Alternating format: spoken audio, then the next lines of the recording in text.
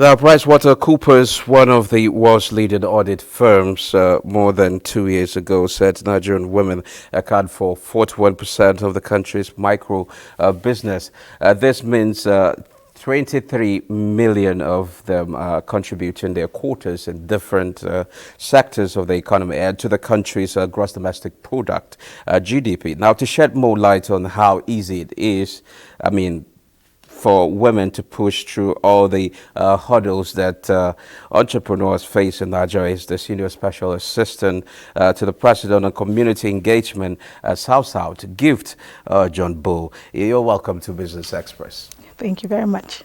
Well, it's a beautiful day, and it's a beautiful day to talk about women engagement, women empowerment in Nigeria. But first of all, what's your assessment of women's participation in the productive sector, most especially in Nigeria? We've seen the PricewaterhouseCoopers, which said that about 41% of countries, the country's micro small businesses is somehow owned by women. What do you make of this particular development? Thank you very much. I'd like to say that there's been a significant progress in women's participation in economic development over the years, and the numbers keep increasing, cutting across all industries, from politics to the health sector to agriculture to small and medium-scale enterprise. Women are actually championing and taking leads in these industries as well, and the numbers of participation are really going up. So it's progress. It is progress, but can you just give us insight on how much have you been engaging lately with them? Because I understand that you're special assistant to the president on community engagement. How much have you been engaging with the women, most especially at the grassroots? And what are their particular, what do you take as, the particular or most important needs that you think you as a special advisor can really help them achieve their aspirations at that level? Okay, yeah, so my role as a senior special assistant to the president on community engagement covering the South region, that simply means that the president has sent me to the 6 states of the South region and 123 local government in that region. Women are a significant contributor to the economy, right? But now we are trying to ensure that they are not just participants, but they are also leading in the economy. Recently, we started a launch across the state, starting from Cross River, and then we moved to Akwa Ibom and Bayelsa. We are launching a project. It's called Project N from the Soil. And then we're merging it with the advocacy for the domestication of the National Women Economic Empowerment Policy in the states of the region. This will also enable women to get maximum profits and exposure in their chosen field, using agriculture as the pilot one. We want to push for a new generation of women agripreneurs.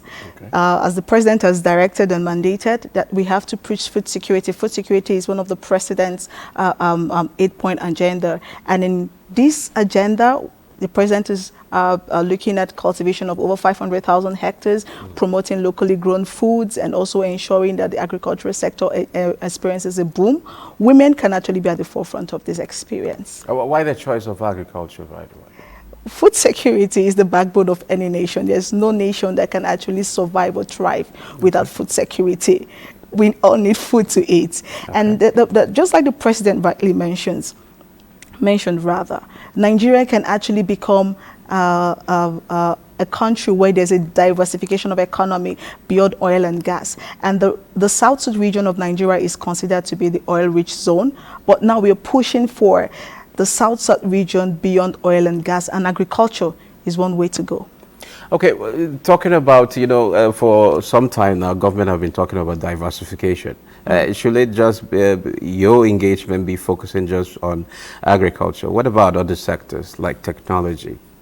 Oh yes, there are a lot of other sectors. There are a lot of appointees to the president that are doing amazing stuff, cutting across all industry. So because we deal directly with the grassroots and the local people, we're literally like the bridge between the grassroots people and the presidency. And from our engagement, research, and consultations, we have discovered that the paramount industry in the grassroots region is agriculture. why not scale and promote what is already existing, and then we can actually push to other industries. So this is just one of them. There's a lot of other projects that are actually on the pipeline as well to cut across several industries. So far, in what stage are you now? We're actually in the launch stage. We were in Calabar, I think on the 18th of July. We had over 4,000 women in attendance from the 18 local government. Okay.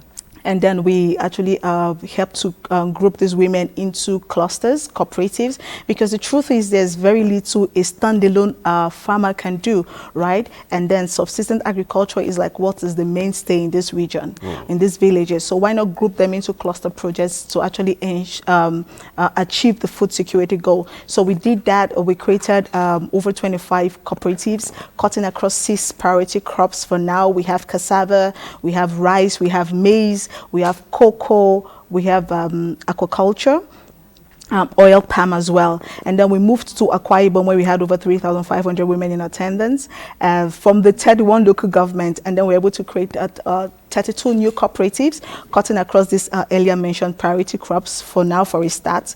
And then we moved to Bayelsa, where we also had over 35,000 women in attendance. And then from the 8 local governments of that state, and then we were able to create about 10 new cooperatives cutting across these priority crops that was earlier mentioned. And then we're going to be moving to Edo State on the 6th. We'll be using Auchi. And then we'll move to Rivers on the 9th, and then finally the grand launch in Delta State on the 19th. All this is just to create more awareness for women in agriculture, and then help to cluster them into a more workable unit. Okay, and all of this today, is there any monetary mechanism? Oh yes, this is just the launch. We're going to move into the implementation phase, and the most important thing is that under the Renewed Hope agenda, achieving food security is the mandate that we have right now, one of the mandates we have in the office, and we're going to ensure that all the collaborators, all the partners, and all the sponsors are actually in line and on deck for this one. Okay, is it open to all women? Is it something that you select at a particular area, these women are coming from, or is it something that is open to all women that are ready to actually be part of the engagement?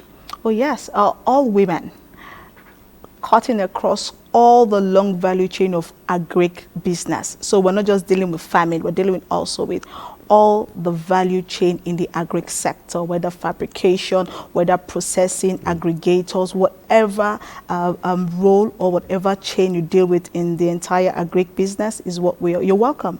Every woman practicing agriculture in the South region is welcome to join this project. Okay, what's the time frame? Do you have any particular time frame, and how soon are we going to see the result from this particular initiative? As directed by the President, increasing food security is the mainstay, like I earlier mentioned. This is not a hit-and-run project. Continuous engagement is the key. So we're going to ensure that the relevant agencies, parastatals, international development partners, and every stakeholder is on board for this one. So we're seeing this project from farm to shelf. And we have amazing partners like Nexim, REA, and a whole lot of other development partners as well on this one. UN Women. You see, nation building is a collective effort. It's not a one-man job. And I believe that with all the stakeholders engaged on this one, it's going to be a huge success. Okay, is it going to be just rain-fed agriculture, or is it both dry season farming initiative that involves all year farming? Well, yes, the President has mentioned earlier on that it's high time we start looking at all year round farming, and that's why we are going to be educating the women in the rural areas and also providing the necessary equipment that are going to be there. For instance, the Rural Electrification Agency is going to be supporting these women with like solar pumping machines to ensure that they experience an all year round farming harvest or system. Okay, it's actually been a pleasure having you in the program, Special Assistant to the President on Community Engagement, South Gift Johnbull. It's been a pleasure talking to you. Thank you very much. Same here.